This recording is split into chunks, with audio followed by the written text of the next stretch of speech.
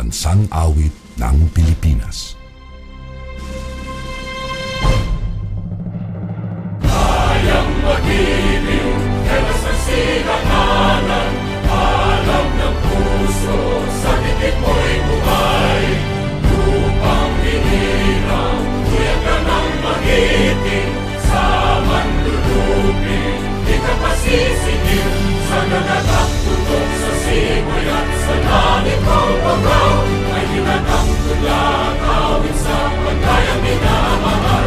Ang isang ng matawad mo'y tagumpay na nag-iindig, ang bituin at araw niya kailan pa may di magdidinig.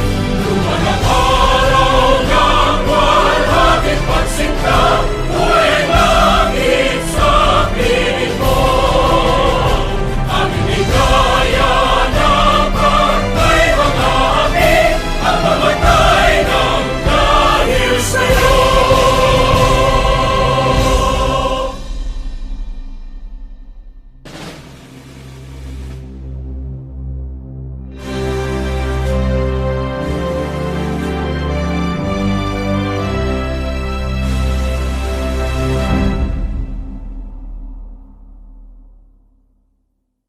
Mabuhay! A great afternoon, everyone.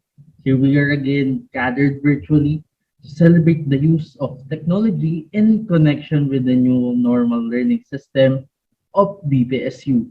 We, the Group 2, are ready to present the fruit of our labor.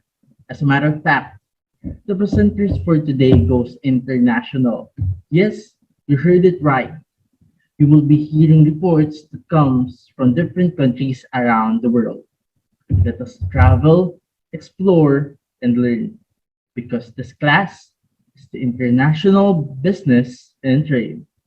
So without further ado, I am glad to introduce to you our first presenter for today that comes from one of the most romantic places in the globe, the place where the Eiffel Tower stands. Let us all welcome Miss Jedieh Sonido, hailing all the way from Paris, France. Jedieh? Oh, merci Jessie! Bonjour tout le monde! I am Jedieh Sonido. I am here live at the Champs de Mars, Paris, France. So today, I'm gonna be discussing about the national differences in political economy. We all know that politics is a very huge discussion. It includes a broad range of activities in which people express their opinions to the world and how it governs, and try to take part in and shape the decision that affects their lives. So, to make some things clear, first, what is political economy? Political economy of a nation refers to how the political, economic, and legal system are interdependent, which means they interact and influence each other. They affect the level of economic well-being of the nation. So, therefore, the result of interaction between the politics and economy is the basis of the social science of discipline. Now, why do we need to study the political economy? So why do we need to study political economy? Simple, for us to understand the structures, the hierarchies, and the power dynamics which regulates the finance and trade, drive globalization, and economic nationalism, and impacts the distribution of wealth and poverty across within the states, region, and to the world. So, furthermore, what is political system? Political system refers to the system of government in a nation. It assesses according to the degree within the country. It emphasizes collectivism as opposed to individualism. Second, it is the degree to which the country is democratic or totalitarian. So, speaking of democracy and totalitarian, first, what is a democracy? So, speaking of democracy, we all know that Philippines is one of the democratic countries in the world. A democracy is a form of government where the citizens of the country has the power to vote. So these are the several different types of democracies. First, the representative democracy, which means it is a system where citizens choose government representatives among their citizens. Second, the direct democracy. It is when the citizens of a governing body. For the third democracy, it is constitutional democracy, which means it limits the power of government through the nation's constitution. So, some further information. According to Laurie Diamond, it puts it best when he said that democracy must contain four elements. So, the first element is a system of elections used to choose and replace the government. The second, protection of human rights of all people. Third, active participation of citizens in politics and civics. Fourth, all laws applied equally to human rights. So we're done discussing about democracy, and now let's move forward to totalitarianism. So what is totalitarianism? Totalitarianism is a form of government in which one person or political party exercises absolute control over a sphere among the human life and opposing political parties. So, moreover, totalitarianism has also four types, namely, the first is the communist totalitarianism. It is found in states wherein the communist monopolizes the power. And the second one is the theocratic totalitarianism, which means it is also found in states wherein political power is monopolized by a party, group, or individual that governs according to religious principles. And so for the third one, it is the tribal totalitarianism. It is also found in states where a political party that represents the interests of a particular tribe monopolizes power. And for the last type of totalitarianism is the right-wing totalitarianism, which means it permits every individual economic freedom but restricts their political freedom. So that's it. That's how my report ended. So if you still have any questions, clarifications, violent reactions, or any confusion about my topic, just free to initiate me and ask questions right after our discussion. So once again, I'm Jedieh Sonido, live here at the Champs de Mars, Paris, France. Oh, wait, before I forgot, we must check Allaine on what she's doing in Singapore. Allaine, how are you doing there? Allaine? 你好，姐弟年，我住得很好，谢谢你，再见。大家好，我是 Allaine, at the moment here at Singapore. Today, I'm going to discuss about economic system. So what is economic system? Economic system, any of the ways in which humankind has arranged for its material provisioning. One would think that there would be a great variety of such systems corresponding to the many cultural arrangements that have characterized human society. Surprisingly, that is not the case. Although a wide range of institutions and social customs have been associated with economic activities of society, only a very small number of basic modes of provisioning can be discovered beneath this variety. A command economy is where a central government makes all economic decisions. Either the government or a collective owns the land and the means of production. It doesn't rely on the laws of supply and demand that operates in the market economy. One of the key aspects of a command economy is that innovation often happens, as creativity is not supported or allowed by the central government. Just imagine, if command economy happens, people could sell anything, even things that could hurt others. We can compare it as what is happening to North Korea. Next is market economy. Market economy is an economy in which supply and demand drive economic decisions, such as the production of goods and services, investments, pricing, and distribution. A market economy promotes free competition among market participants. In market economy, most economic decision-making is done through the voluntary transactions according to laws of supply and demand.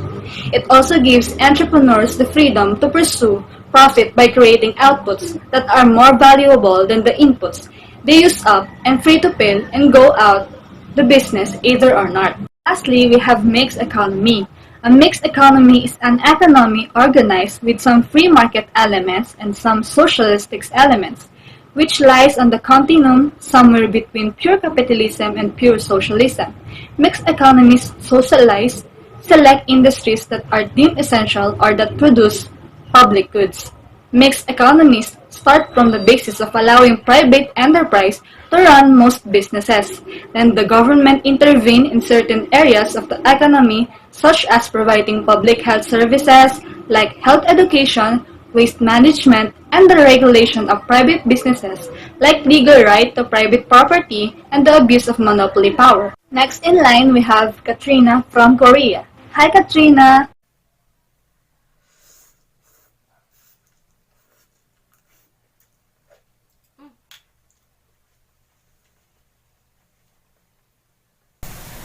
감사합니다, Allaine.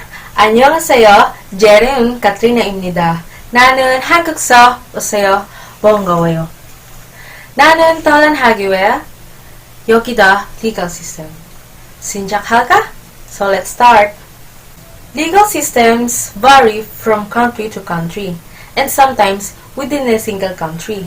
Although they develop in different ways, legal systems also have some similarities based on historically accepted justice ideals. So when we say legal systems, it refers to the rules or laws that regulate behavior along with the processes by which the laws are enforced and through which redress for grievances is obtained. So, a country's law regulates business practice, define the manner in which business transactions are to be executed, and set down the right and obligations of those involved business transactions. So the government of a country defines the legal framework within which firms do business, and often the laws that regulate business reflect the ruler's dominant political.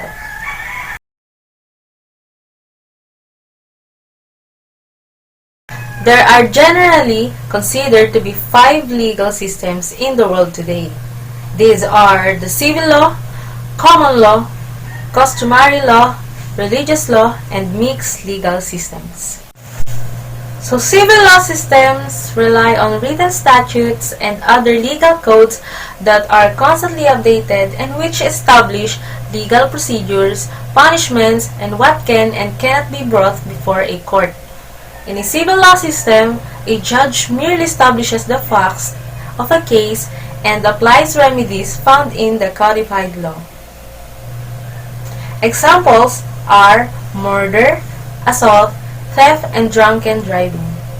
Civil laws deals with behavior that constitutes an injury to an individual or other private property, such as corporation.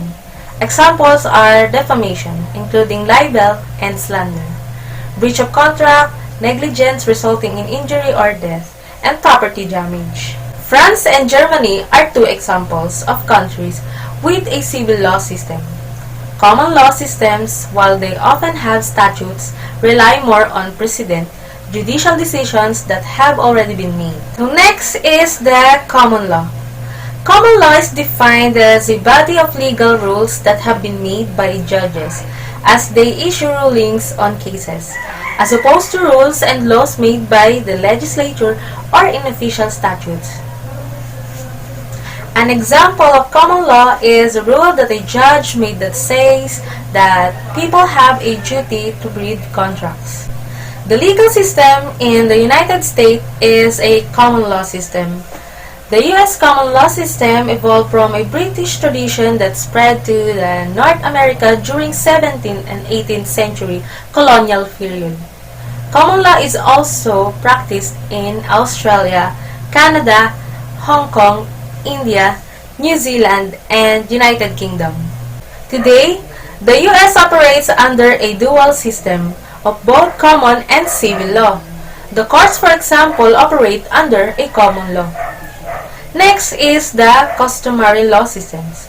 Customary law systems are based on patterns of behavior or customs that have come to be accepted as legal requirements or rules of conduct within a particular country. The laws of customary legal systems are usually unwritten and are often dispensed by elders, passed down through the generations. As such, customary law research depends greatly on the use of secondary sources. Oftentimes, customary law practices can be found in mixed legal system jurisdictions, where they've combined with civil or common law. Next is the religious legal systems. Religious legal systems are systems where the law emanates from texts or traditions within a given religious traditions.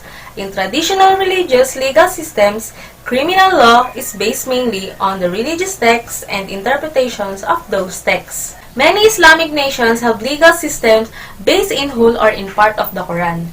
Other examples are Christian and Hindu law. Religious law tells people what to believe and as well as how to behave. For example, many religions teach that life is sacred and that we should not kill. Even in countries that have common or civil law systems, religious courts may exclusively hear some matters. Example, marriage, divorce, and inheritance. For the followers of individual faiths, if the country has different religious groups. Mixed legal systems. Countries may have mixed legal systems that draw on common law and or civil law traditions, mixed with customary or religious laws. For example, Islamic law operates alongside civil or common law in some countries. India has a common law system combined with separate personal law codes that apply to Muslims, Christians, and Hindus. Pakistan's legal system combines common law and Islamic law. Nepal's legal system combines Hindu legal concepts and common law. The Philippines has a mixed legal system of civil, common, Islamic, and customary law. Sri Lanka's legal system combines civil law, common law, and customary law. Most Pacific Island countries recognize customary law as well as common law. In some African countries, customary law still has great influence and local values play a role in informal justice systems and accountability. Those are the 5 types of legal system. Dula, Jusyuso, Kamsahamnida. I hope you learned something from the legal system. Greetings from Seoul, South Korea. And now, I am turning the spotlight to my friend, Miss Jackielyn Ignacio from Colombia. Hola Jackielyn! Buenas tardes, espero que tengas un buen día. Gracias, señora Katrina. Hola, me llamo Jackielyn. Estoy aquí en Colombia lista presentarles mi informe sobre el castillo económico.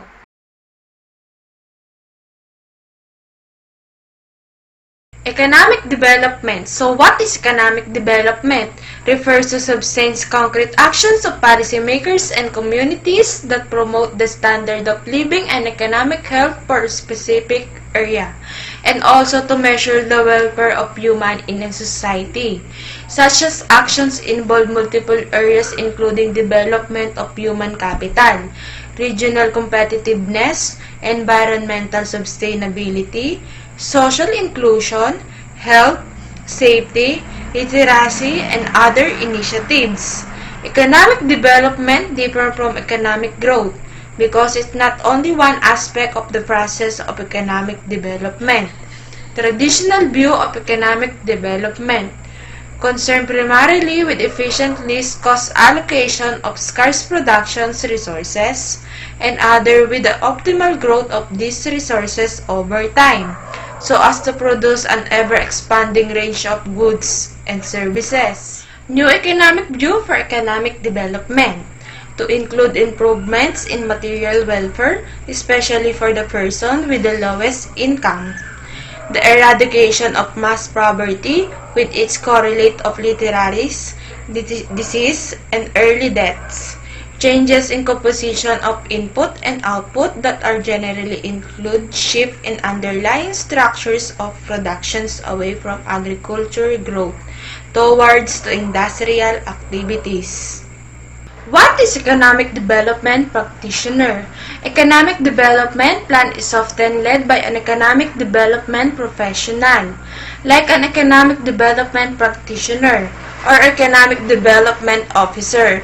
Although this can be different depending on economic development model a community chosen. The plan is need to update every 3 to 5 years to align on new community needs and priorities.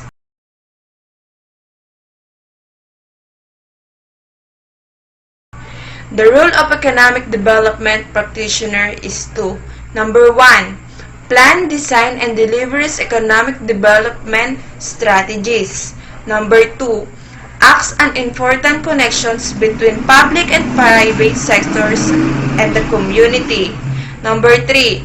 Takes part in economic development planning and sometimes leads to give input into the policy-making process. And then last, administers policies, programs, and projects.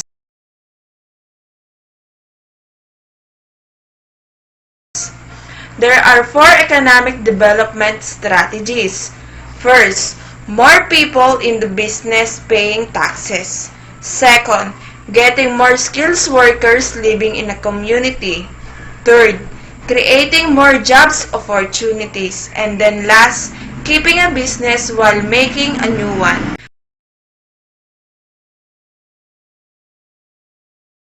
Economic Development Plan. An economic development plan helps you to realize your community economic visions and take control of your economic future. It can help you bring together your community resident with private and public sectors. Together you can choose economic development goals and outline on how to accomplish those goals. An economic development plan should: number 1. Outline the economic vision, mission, and goals of the community. Number 2. Outline the economic strategies and specific actions that will be taken. And then last, help resident, business, and local governments understand economic priorities for a community.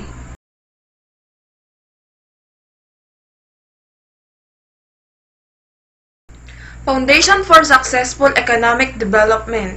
Community support.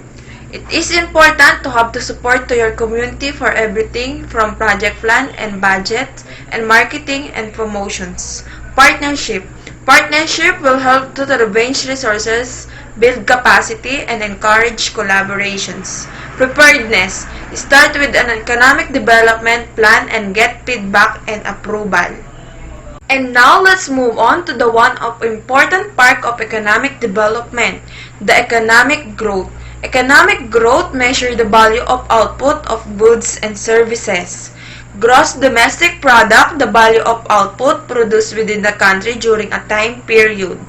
Gross national product, the value of output produced within the country plus a proper income abroad. Gross domestic product and gross national product per head per takes account of size of populations.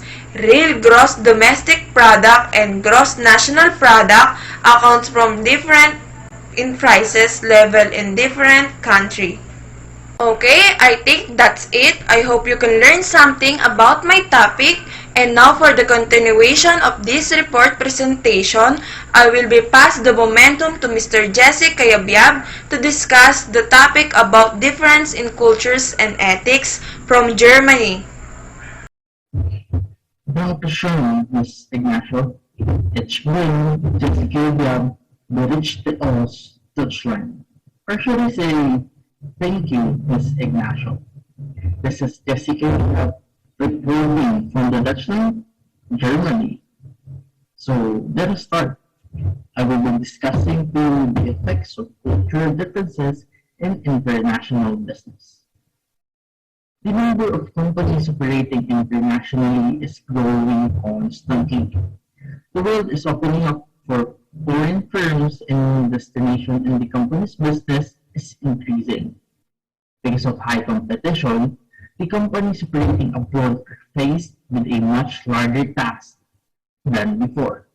When going international, the challenges that the company must handle are new and unfamiliar. Obstacles that the firm never faced before are becoming crucial in everyday work. Culture is one of these obstacles and can affect the entire cooperation. Culture can influence the business in different ways. Language problems, pricing difficulties, and culture collisions are not uncommon, especially in the beginning. The company must be able to handle these difficulties in a way that is satisfying also For the other part, mistakes can be difficult to correct, and disrespect for the foreign culture can destroy the entire operation. Cultural factors have an important impact on the flow of business. Each society has its own elements of culture. These elements of culture are manifested through language. We have two, the verbal and the non-verbal language. Next, we have religion, values and attitudes, manners and customs, material elements, aesthetics, education, and social institutions. Multinational and cross-cultural teams are likewise becoming even more common, meaning businesses can benefit from an increasingly diverse knowledge base and new insightful approaches to business problems. However, along with the benefits of insight and expertise, global organizations also face potential stumbling blocks when it comes to culture and international business. While there are a number of ways to define culture, to put it simply, it is a set of common and accepted norms shared by a society. But in an international business context, what is common and accepted for a professional from one country could be very different for a colleague from overseas. Recognizing and understanding how culture affects international business can help you to avoid misunderstandings with colleagues and clients from abroad and excel in a globalized business environment.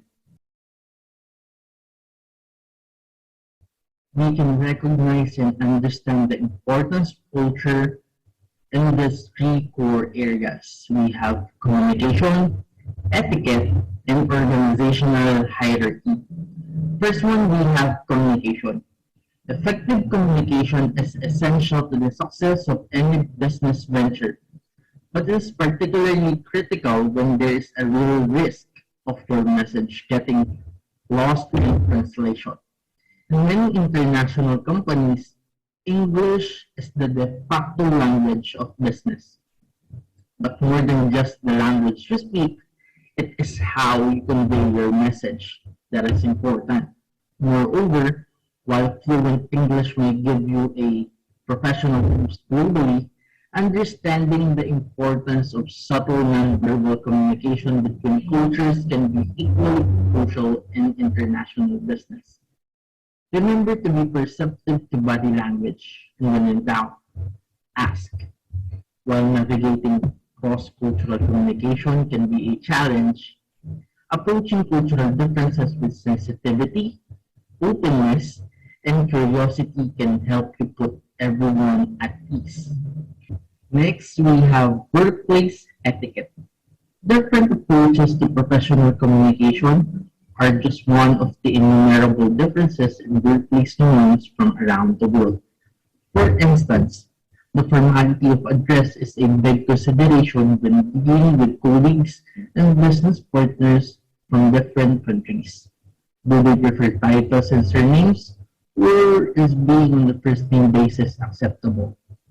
While it can vary across organizations, Asian countries such as South Korea, China, and Singapore tend to use formal Miss, Mr.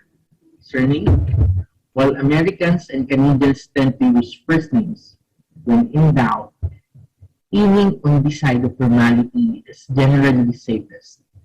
The concept of punctuality can also differ between cultures in an international business environment. Different ideas of what constitutes being on time can often lead to misunderstandings or negative cultural perceptions. Along with difference in etiquette, common difference in attitude, particularly towards things like workplace confrontation, rules and regulations, and assumed working hours. While some may consider working long hours a sign of commitment and achievement, others may consider these extra hours a demonstration of a lack of efficiency or personal time. The last one, we have organizational hierarchy. Organizational hierarchy and attitudes toward management can also vary wildly between cultures.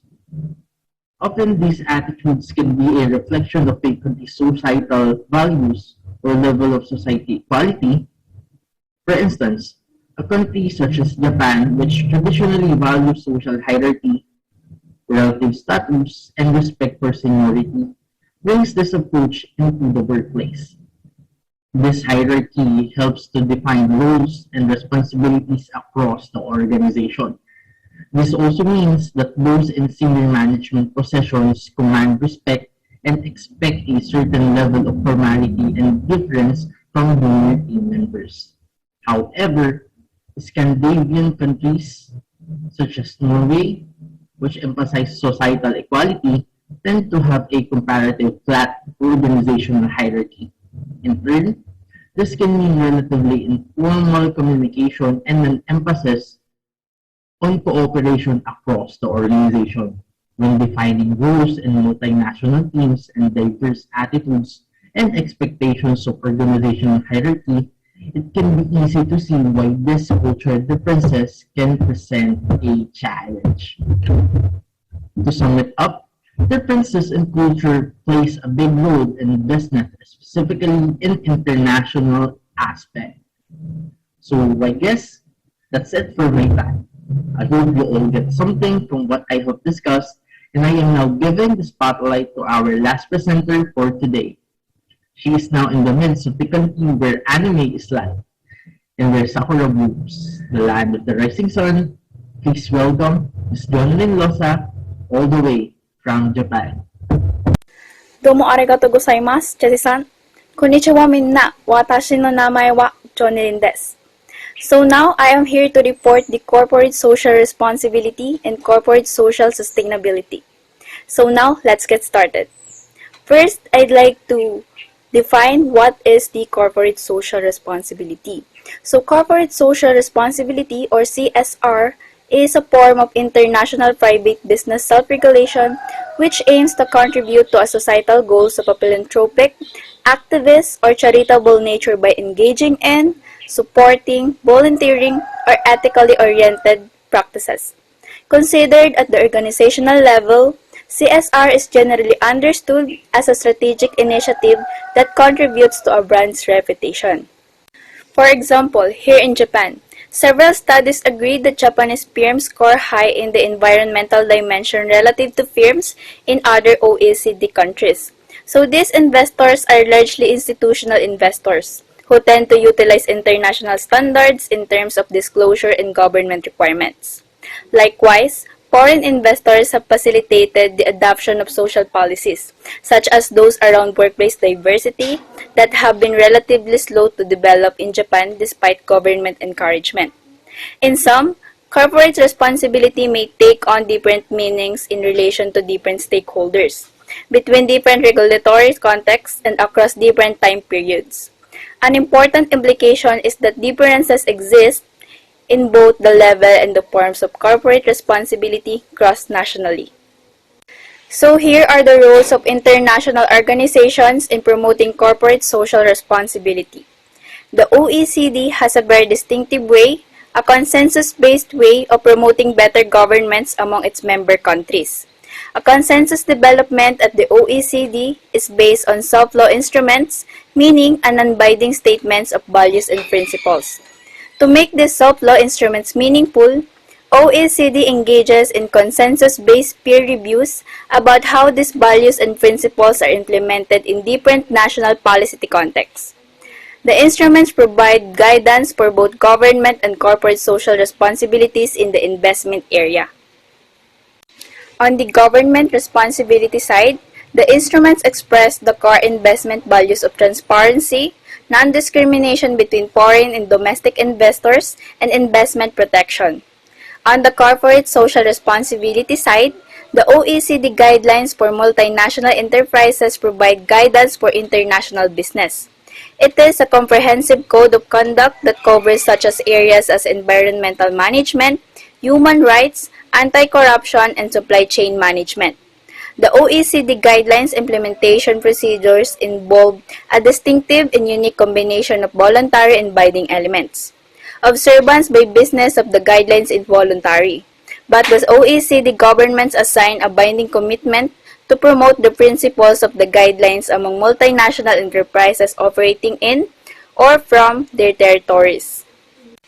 In the corporate social responsibility in the context of regulation, according to ORTS, CSR is an orientation to business enterprise that claims a company has more than just an economic duty to shareholders and owners of the company. It is also a social entity that entails moral obligations and imperatives that go beyond legal requirements and compliance. Many people in society at large, and especially the business community, do not believe that CSR is a good idea.